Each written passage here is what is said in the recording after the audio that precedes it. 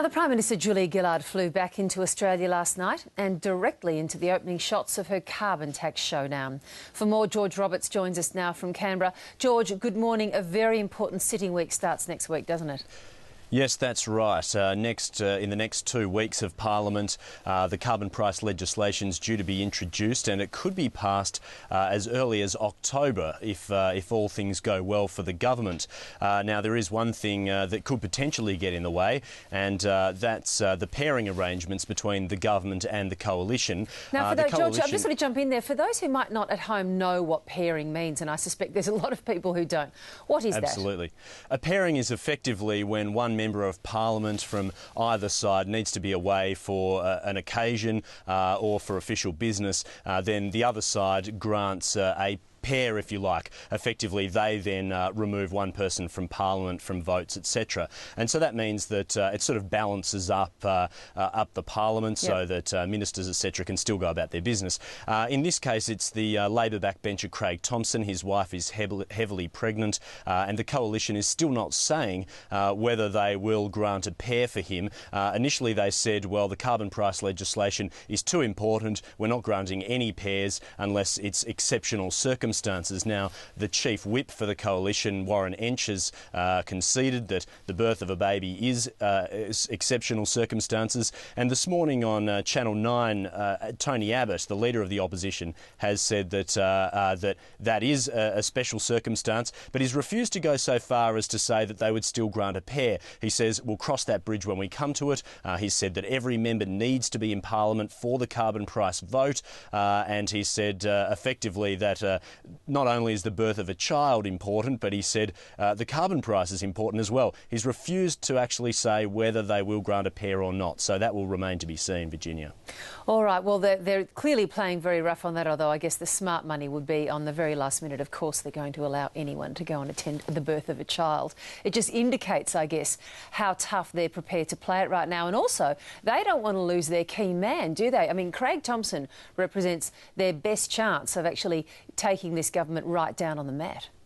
That's right. It's almost like an Achilles heel for the government, if you like. I mean, the controversy surrounding the allegations with Craig Thomson, the coalition saw that as a chance to effectively topple the government and not have to wait until the next election to have a chance to do so. And now this is a chance for the coalition to try to stop the carbon price from getting in. And effectively, it seems like Tony Abbott is kind of hedging his bets, if you like.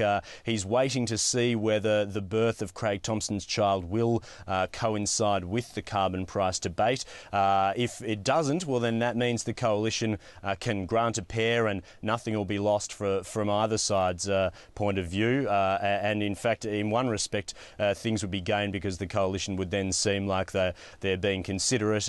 But in this case, they're sort of waiting and seeing, playing a bit of a waiting game to see whether that will happen. But it is certainly one of those things where the coalition is playing hardball. They know that the government only has a slender one-seat majority on this vote and most other votes, so they really are pulling out all stops to try and make it as difficult as possible for the government to govern. And look, while we're on the Craig Thomson issue, another paper today, it's the Australian, has a further development on this. And this is following on from what we were discussing yesterday about the New South Wales Police handballing any investigation to Victoria.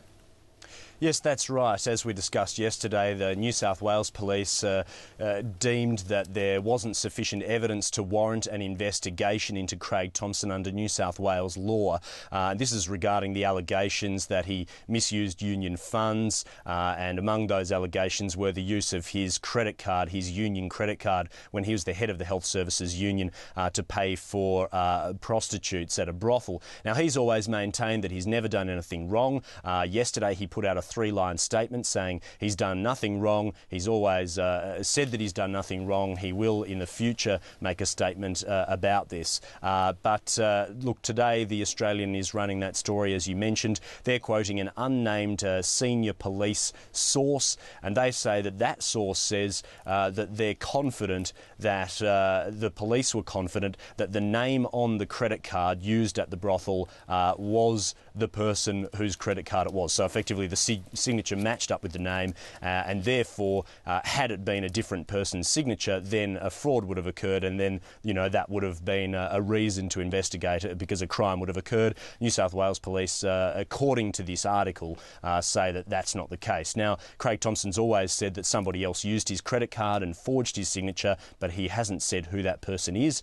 He's always strenuously denied these claims, but if this quote in The Australian is true, then that sheds some light on why the New South Wales Police couldn't go ahead with the criminal investigation and charge. And the Coalition, no doubt, they've said that they're going to keep pursuing Craig Thompson. They say that he still has questions to answer regardless of a police investigation.